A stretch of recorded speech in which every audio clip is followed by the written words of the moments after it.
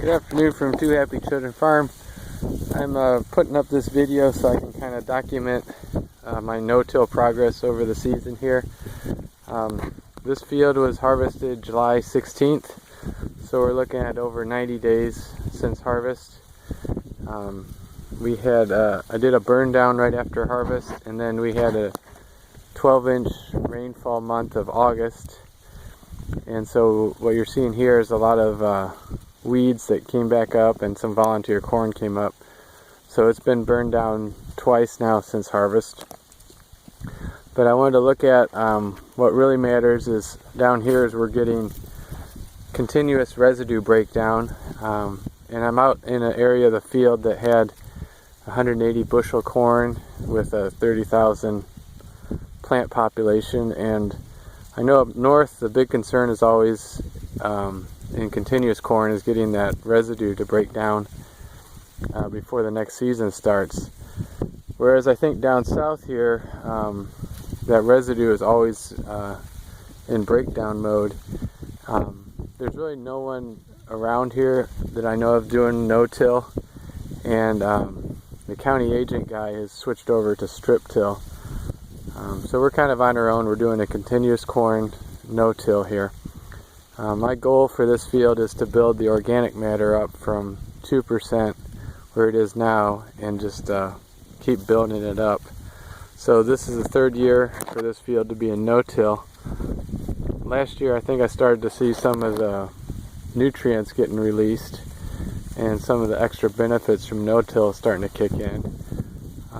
Year on year we saw a 25 bushel increase in our corn yields with essentially the same input cost but some different management. But looking down here at the field, since August we've kind of gone into drought mode. We've had 1 inch of rain on September 1st, and then a week ago we had a ½ inch of rain. That's what happens here in Texas, and today it's 90 degrees. What I hate to see is some of the fields around me are completely tilled right now. They've been down to a powder for about a month, and they're basically planter ready today, but they're still going to be tilled 2 or 3 more times before planting. So they do weed control, or they incorporate their nitrogen or whatever they're doing. A lot of them will be cultivating right the day before they plant.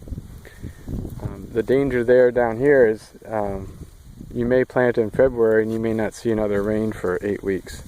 So I really hate to do a cultivation right before I plant and just see my moisture burn up, because you may never get it back.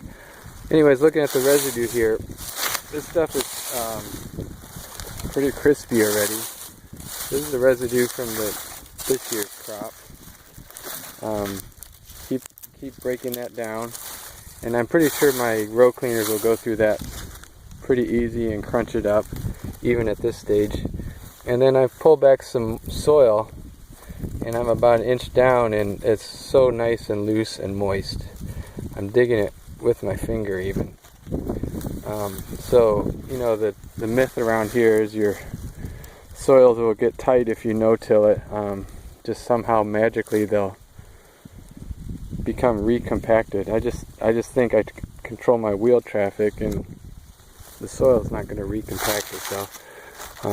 So look at this. I'm digging with my bare fingers, and that's good, ready to go. Nice soil. So I have moisture now. Typically over the winter we'll be building more moisture into the field. I'm going to just leave the field as is.